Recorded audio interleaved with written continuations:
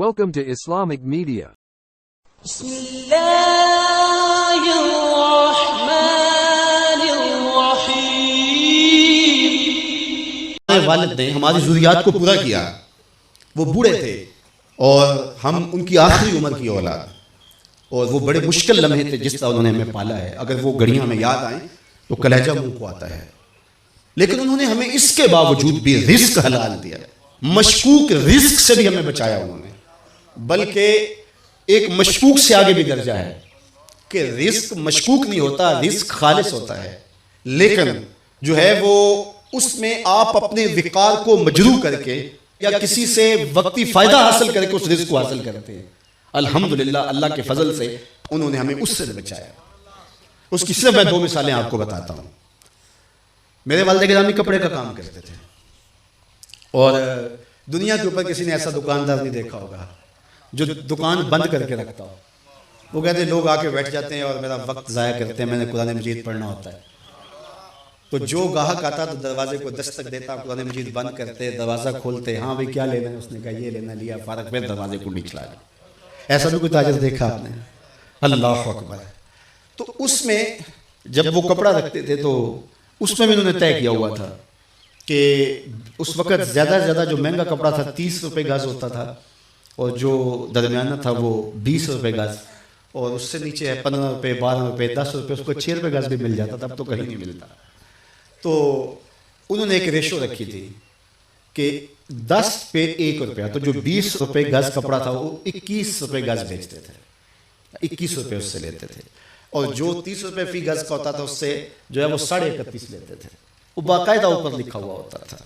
اب مجھے بتاؤ اس ریشو سے اپنے خاندان کی پرورش کرنا اور اتنی گراں ذمہ داریاں کیسے بندہ عہدہ بھرا ہو سکتا ہے؟ لیکن لوگ رزق کی کثرت کی بات کرتے ہیں، ہم نے آنکھوں سے برکت دیکھی ہے۔ کثرت اور چیز ہوتی ہے، برکت اور چیز ہوتی ہے۔ تو جو میں بات بتانے لگا ہوں، میرے بیٹے بھی بیٹھے ہیں اور آپ سارے میرے روحانی منتسب ہو میرے ساتھ، اور آپ نے آگے اپنی نسلوں کی تربیت کرنی، اور اس چیز کا ہم نے خیال رکھنا ہے کہ اپنی اولاد کو کس طرح کی تربیت دینی۔ تو وہ جو کپڑا بیچتے تھے اس کے اندر لٹھا بھی ہوتا تھا، تو جب کوئی کفن کے لیے کوئی فوت ہو جاتا اور کفن کے لیے لینے آتا تو وہ جو لٹھا بیچتے اس کے اوپر وہ 1 روپیہ بھی نہیں لیتے تھے، وہ جو قیمت خرید تھی اس پر دیتے تھے۔ تو ان کا شعور یہ تھا کہ یہ کمائی میری اولاد نے کھانی ہے، تو میں ان کی تربیت کر رہا ہوں، تو یہ بھی پیسے ان کی تربیت میں نہیں لگنے چاہیے۔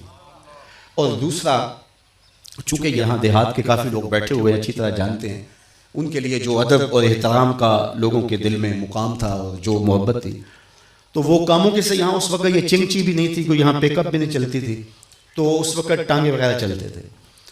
تو کبھی بزرگ تشریف لاتے تو کسی ٹانگے پہ بیٹھتے، وہ فخر محسوس کرتا اور پھر وہ آپ سے کرایہ نہ لیتا، آپ بڑا زور بھی دیتے تو زیادہ تر لوگ نہ لیتے، تو وہ کپڑا لے کر کے آتے، تو وہ پھر یہ جو راجباج آ رہا ہے، یہ تقریباً یہاں ٹول پلازا جہاں بنا ہے اس سے پیچھے ایک جگہ ہے، وہاں اتر جاتے اور وہ 1.5 من کا بورا سر پہ اٹھا کے یہاں آتے۔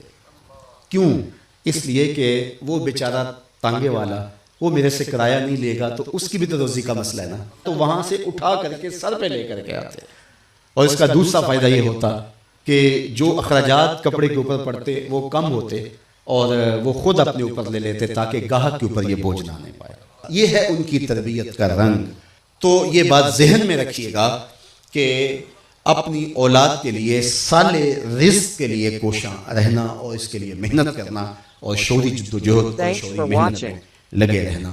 اللہ تعالیٰ کی توفیق سے انہوں نے ہماری جو سال تربیت کی، آج اس کا نتیجہ آپ کے سامنے ہے کہ یہ پورے ملک میں، پوری دنیا میں جو فیضان اور جو نور کتاب رحمت کا پھیلا ہے، یہ ان کا دیا ہوا سبق ہے جو ہم نے کوشش کی کہ اس کو یاد کریں۔